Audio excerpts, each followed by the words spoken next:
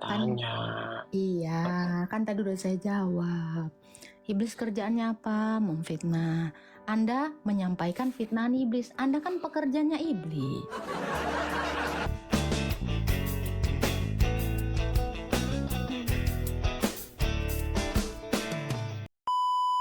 Mutasi buah zakar dan kepala penisnya sendiri itu kenapa ya? Di mana itu dalilnya? Saya lihat di Google, ini benar nggak? Saya nggak beriman sama Google, Bang. Kok kira iman kami dari Google? Baca yang bagus. Ini ya, saya baca ya di Google. Tulisan Kristen awal mengatakan Yesus mengamputasi buah zakarnya sendiri dan kepala penisnya. Siapa tulisan Kristen pertama itu? Nama orangnya? Nggak tahu tuh kan. Kalau nggak tahu berarti itu gosip dong. Gimana sih kau? Memangnya kamu percaya gosip? Kan aku tanya, masa tanya nggak boleh? Ini kan tadi boleh nanya kan?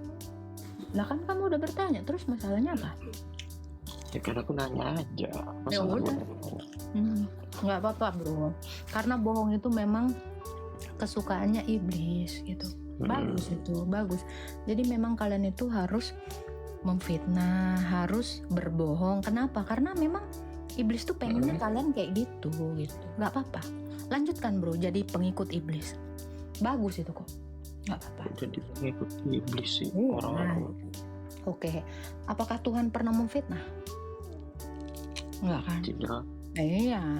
Yang suka memfitnah itu apa? Yang suka memfitnah. Kerjaannya setan. Ya itu Anda lagi ngerjain yang disuruh setan. Saya ini mau tanya. Iya, kan tadi udah saya jawab. Iblis kerjaannya apa? Memfitnah. Anda menyampaikan fitnahan iblis. Anda kan pekerjanya iblis. Nggak apa-apa, bro. Lanjutkan. Ya, teruskan, bro. gitu, makin sering kamu berarti. Bukan bertanya, loh itu kan bukan pertanyaan, itu kan fitnahan iblis yang kamu bawa ke sini. Oh kan?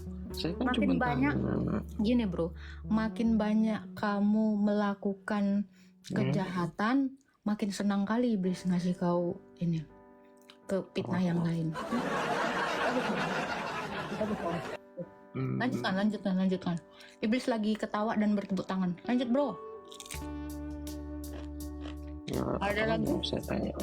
Ada lagi? Mau tanya aja deh, Yesus jadi Tuhan itu tahun berapa ya? Kekal. Jadi Yesus tuh udah ada dari dulu. Ya, dalam kekekalan, keilahiannya itu kekal. Terus dia lahir. Dia baru mengambil rupa manusia 2000 tahun yang lalu. Jadi sebelumnya belum jadi Tuhan dia. Kan saya bilang kekal. Mengambil rupa manusia kan yang kau tanya. Yang kau tanya pertama ketuhanannya kekal. Mengambil rupa manusianya 2000 tahun yang lalu. Segampang itu kok nggak nyampe otak. Enggak. Soalnya kan Yesus kan dilahirkan. Kan dikatakan dia mengambil kodrat manusia. Kalau mengambil gini, kemanusiaannya itu 2000 tahun yang lalu. Keilahiannya itu kekal. Masa sesimpel ini nggak ngerti? Udah saya simpelin loh ini. Ya nggak masuk logika aja sih. Oke. Allah itu adanya baru kapan? Allah dari dulu, dari Allah itu sudah ada sebelum dari mana? Langit bumi diciptakan. Tapi nggak kekal? Kekal lah, dia cuma satu. Jawabanmu kan sebelum langit dan bumi diciptakan. Berarti ada waktu kan gini. Saya kan tanya. Dengar dulu. Kalau Yesus itu kan dilahirkan. Ini kamu koreksi dulu jawabanmu. Sebelum langit dan bumi diciptakan, berarti itu waktu. Berarti Allahmu berwaktu. Ada waktu. Kalau Allahmu yang jadi ada Allah. waktu kan, kalau yang ada waktu kan jelas Yesus makanya kan jawabannya kayak saya tadi kalau mau keren, kekal, tidak berawal dan tidak berakhir. Ya, itu kan udah jelas Tuhan saya itu udah jelas seperti Mana itu. ada Tuhanmu mengaku akulah yang awal dan yang akhir? Ya kan kalau Yesus kan kata kamu kan baru ada 2000 tahun yang lalu baru Keilahiannya adanya. itu kekal. Keilahiannya kan kekal. Saya Tadi kan bilang. kamu udah bilang. Nih, kamu tuh bilang Agatha tuh cuman kepalanya toh. Padahal saya bilang ada kepalanya, ada kakinya. Kakinya nggak kau ngomongin. Jahat kali mulutmu.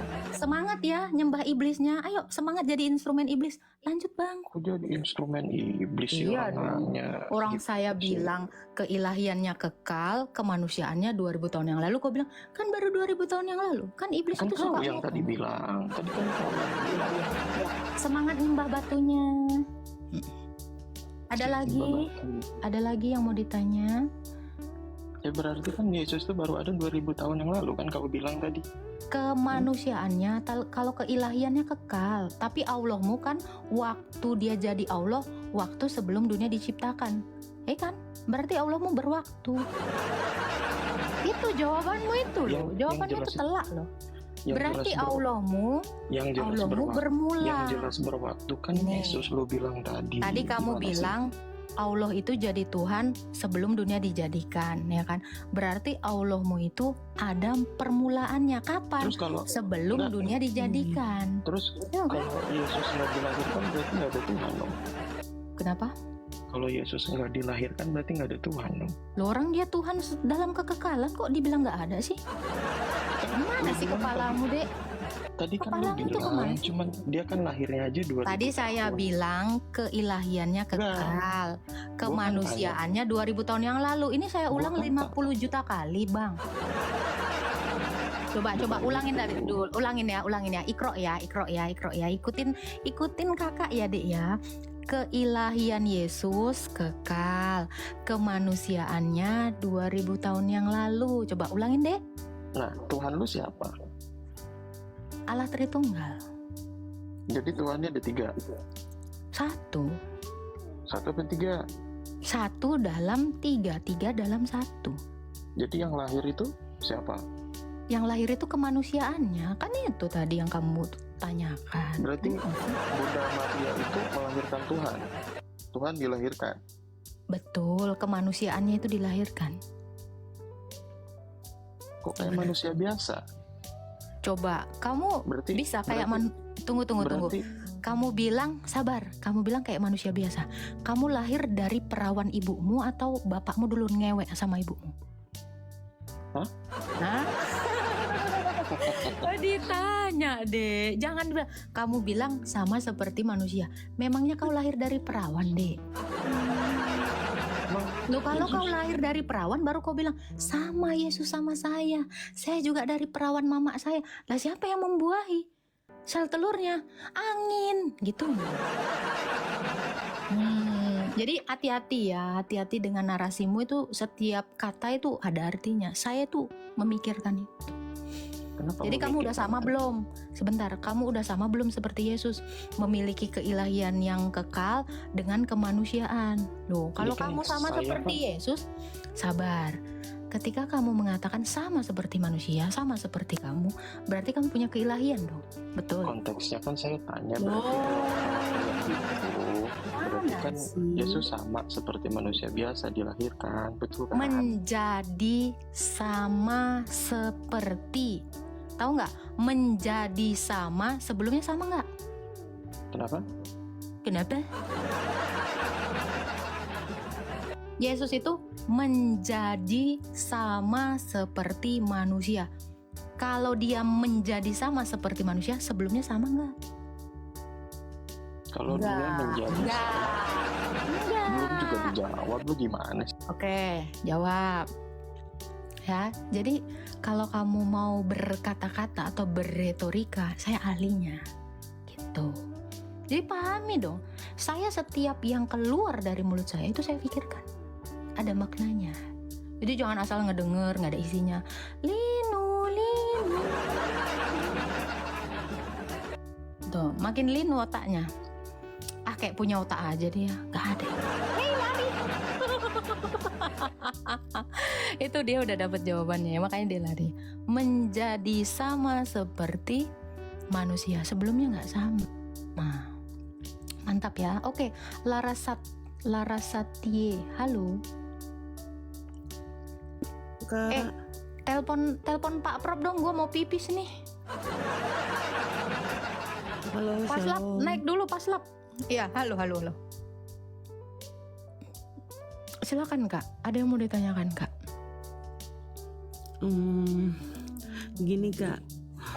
Sebelumnya Islam atau Kristen Kak? Kristen Kak, Kristen. Halkan. Nyangkut guys. Kak, tolong jelaskan dong mengenai perumpamaan tentang domba yang hilang itu menurut Alkitab. Namanya domba yang hilang. Setiap yang percaya kepada Kristus itu sudah pasti domba. Terus dia terhilang, berarti dia yang keluar dari kawanan domba. Artinya orang Kristen yang murtad. Itu domba yang hilang. Apakah itu sama dengan dosa menipu Roh Kudus yang tidak terampuni Kak? Menghujat Roh Kudus, betul sekali. Oh iya, soalnya yang saya tahu dari kecil baca pahami seperti itu. Terus ada juga yang jelaskannya lain, makanya kenapa bisa beda-beda pengertiannya perumpamaan tentang domba yang hilang. Kalau setahu saya dari ajaran sekolah minggu sampai sekarang ya perumpamaan tentang domba yang hilang itu kan yang murtad, yang menyangka Tuhan Yesus kan Kak? Betul. Iya, lalu yang jadi pertanyaan saya tuh, apakah itu sama dengan dosa menipu Roh Kudus, dosa yang tidak akan terampuni? Menghujat Roh Kudus, bukan menipu. Menghujat. Ya. Iya, maksud saya menghujat Kak. Murtad sama itu, kan? iya, murtad itu seperti itu. Jadi penghujatan akan Roh Kudus itu ya dia tidak lagi mengakui Yesus itu adalah Tuhan. Karena Roh Kudus itu bersaksi, Yohanes 15 ayat 26 ya. Roh Kudus itu bersaksi tentang Yesus.